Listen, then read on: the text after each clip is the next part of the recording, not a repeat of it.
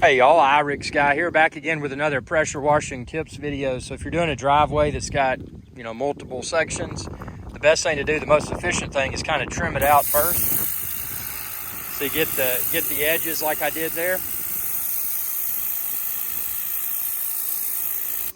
And now you can see, since I've got all the edges in this section, I can just quickly go through, and what I'll do is start at one corner. So I'll start at this corner, and then I'll just work my way back. Edging takes time. If you do the edging first, then you can more efficiently just go back and forth, back and forth, back and forth, and finish that section. It's easier to do than trying to mix that in with the edging. Always do the edging first. Look how good that looks. Yep. And I hope this video helped.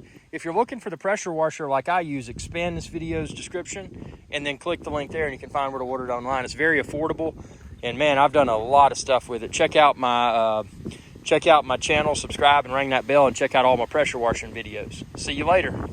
Hey y'all, Captain Worx guy here. I hope y'all enjoyed this video. If you did, please be sure to subscribe. It's youtube.com/Worx guy.